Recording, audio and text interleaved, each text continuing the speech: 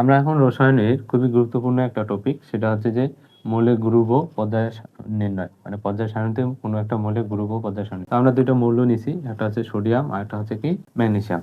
তো এই গ্রুপ এবং পর্যায় নির্ণয় করার ক্ষেত্রে প্রথমে আমাদের সর্বপ্রথম কি বের করতে হবে? ইলেকট্রন বিন্যাস। তো ইলেকট্রন বিন্যাস করার নিয়ম হচ্ছে যে আমি এইভাবে করি 1/33। তাহলে এখানে লিখি 1s2 2s2 2p6।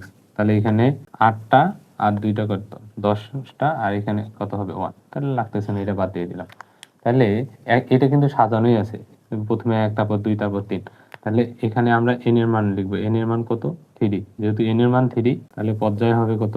3 নং পর্যায়। তাহলে সোডিয়াম মৌলটা 3 নং পর্যায়ের।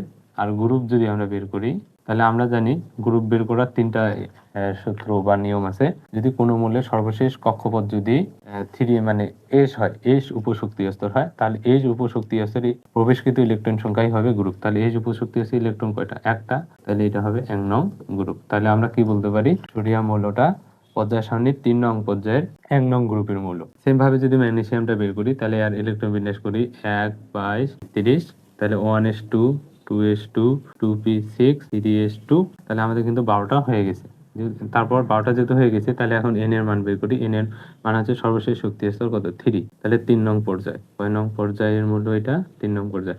এখন আমাদের গ্রুপ বের করা লাগবে। একটু আগে বললাম, যদি কোনো মৌলের সর্বশেষ শক্তি স্তর বা সর্বশেষ উপশক্তি স্তর যদি এস হয়, তাহলে এসে প্রবেশকৃত ইলেকট্রন সংখ্যাই হবে গ্রুপ সংখ্যা। তাহলে গ্রুপ হবে কি? এই যে এসে প্রবেশকৃত ইলেকট্রন সংখ্যা কয়টা? 2টা। তাহলে কয় নং গ্রুপের মূল্য? 2 নং গ্রুপের। আশা করি এই জিনিসটা খুব সহজে বুঝতে পারছেন।